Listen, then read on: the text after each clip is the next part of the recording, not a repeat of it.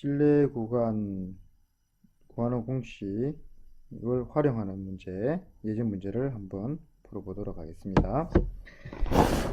어느 자동차 회사의 A 자동차의 연비는 정규 분포를 따른다고 한다. 이 자동차의 64대를 임의 추출하여 연비를 조사하였더니 평균이 12, 그 다음에 표준 편차가 4km 이다. 이때 A 자동차의 평균 연비 M의 실내 구간을 구하시오. 자, 우리가 실내 구간 구하는 공식. 자, 여기서 64대는 뭐가 되는 겁니까? 표본의 크기 n이 되는 거죠. 그 다음에 이 64대의 평균을 구해보니까 10이다. 이거는 x바가 되죠. 여기까지 이해가 됐고, 그 다음에 이 표본의 표준 편차를 구해보니 표본의 표준 편차는 s가 됩니다. 근데 지난번에 표본의 표준 편차 s는 모 집단의 표준 편차 시금하고 같게 볼 수 있다라고 이야기를 했습니다. 그래서 원래 우리가 95%로 실내 구간을 추정할 때 그 실내 구간 구하는 공식이 뭡니까? 평균 m은 x바 마이너스 1.96 루트 n분의 시그마 보다 크고 x바 플러스 1.96 루트 n분의 시그마보다 작다. 여기에서 x바에다가 12 대입하면 되고요. 그 다음에 n에다가 64, 그 다음에 요 4. 원래는 모 표준 편차 값을 대입했는데 모 표준 편차 값을 표본의 표준 편차 값 4로 대신 사용할 수 있다고 해서 여기 4를 대입해서 이렇게 실내 구간을 계산할 수 있습니다. 99% 실내 구간도 똑같은 방법으로 계산을 해주면 되겠죠. 이렇게. 자, 이렇게 계산할 때 요 계산하는 방법도 빨리 계산을 해 주셔야 되겠습니다. 예를 들어서 루트 65는 8이고 8분의 4는 이 값을 계산하니까 2분의 1이죠.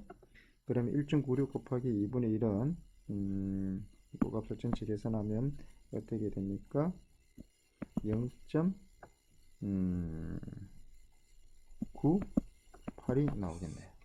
그래서 12와 0.98을 더하면은 12.98, 12에서 0.98을 빼면은 11.02.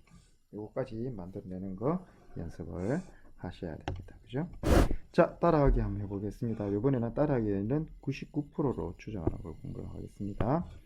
어떤 회사의 P 건전지의 수명은 정규 분포를 따른다고 한다. 이 건전지의 100개를 임의 추출한다. 이게 표본의 크기가 n이 됩니다. 그죠?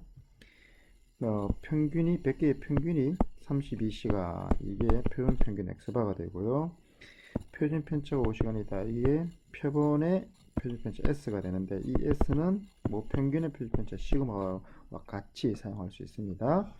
99%로 실내 구간을 계산하여라. 자, 표본의 크기는 100개, 표본 평균은 32, 표준 편차는 5. 자, 우리가 공식이 어떻게 됩니까? 뭐 평균 m은 x바 마이너스 2.58 루트 n분의 시그마 x바 플러스 2.58 루트 n분의 시그마 이렇게 됩니다. 그렇죠? 자, 그래서 99% 한번 계산을 해볼까요? x바 대신에 얼마를 대입합니까? 32 마이너스 2.58 루트 n 대신에 뭐를 대입합니까? 루트 100분의 시그마 5. 그 다음에 32 플러스 2.58 루트 100분의 5. 이렇게 계산을 해주면 되겠습니다. 역시 요 값은 2분의 1이네요. 그러면 2.58 곱하기 2분의 1은 얼마입니까? 1.29. 그래서 자, 요 값을 계산하면은 32에다가 더하기 1.29 계산하면 얼마 됩니까? 33.29. 자, 33.29가 되고요. 이 값에는 32에서 1.29를 빼니까 30. 얼마 됩니까?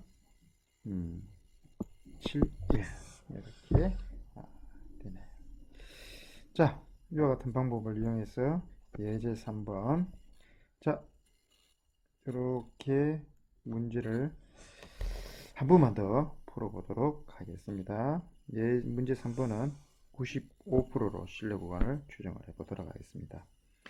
이모티콘 제작 회사에서 개발한 캐릭터에 대한 소비자 평가 점수는 정규 분포를 따른다. 평가 점수가 정규 분포를 따른다네요.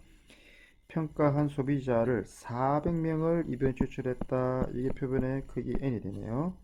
평가 점수의 평균이 65점. 이게 표본 평균의 x바가 되고요. 표준 편차 이게 10점. 이게 표본의 표준 편차 s인데 이게 표준 편차 시그마하고 같다고 볼 수 있다 그랬습니다. 신뢰도 95%로 추정하여라. 바로 공식을 씁시다. 표준 평균 60, 표준 평균 65 마이너스 1.96 루트 400분의 루트 400분의 얼마입니까? 10보다는 같거나 크고 65 플러스 1.96 루트 400분의 10보다 작다. 이걸 계산하면 되겠네요. 자, 그러면은 역시 이 값도 2분의 1입니다. 그죠? 그래서 1.96 곱하기 1.96 곱하기 2분의 1 계산하면은 0.98 이렇게 나옵니다.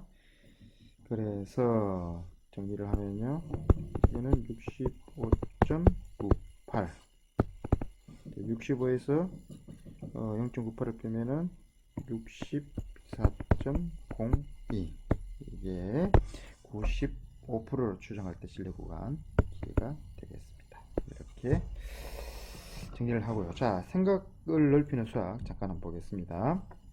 모평균 m의 신뢰 구간이 알파에서 베타 값일 때 베타 값에서 알파 값을 뺀 이거를 뭐라고 얘기한다? 신뢰 구간의 길이. 그래서 신뢰 구간의 길이를 공식으로 나타내면요, 자, 95%로 추정할 때 우리가 x바 마이너스 1.96 루트 n분의 시그마 보다는 같거나 크고 x바 플러스 1.96 루트 그 다음에 루트 n분의 시그마보다 작다. 이 값이 알파고 이 값이 베타인데요. 베타에서 알파 값을 빼면 어떻게 됩니까? 2 곱하기 1.96 루트 n분의 시그마. 이게 바로 뭐라고요? 신뢰 구간의 길이가 되는 겁니다. 자, 이 신뢰 구간의 길이의 특징은 표본의 크기, 표본의 크기 n 값이 커질수록 신뢰 구간의 길이는 짧아집니다. 분모 값이 커지면 전체 값은 작아집니다. 그죠? 오케이. 첫 번째 이야기. 두 번째, 신뢰 구간의 길이는 표본 평균 x바 값에 따라서 달라진다. 표본 크기는 x바 값에 따라서 달라진다. 두 번째 이야기. 세 번째, 표본의 크기가 같을 때 신뢰도가 높을수록 신뢰 구간이 길어진다. 95%보다는 신뢰 구간보다는 99%의 신뢰 구간의 길이가 더 크다는 걸 알 수 있겠죠. 그죠? 95%의 신뢰 구간은 이렇게 되고요. 99%의 신뢰 구간은 2 곱하기 2.58 루트 n분의 시그마. 이게 99%의 신뢰 구간의 길이입니다. 그죠? 그래서 신뢰도가 더 크면은 신뢰 구간의 길이가 어떻게 됩니까? 더 커진다. 이렇게 이해를 해서 신뢰 구간의 길이 1번, 2번, 3번의 성질을 이해를 해 주시기 바랍니다.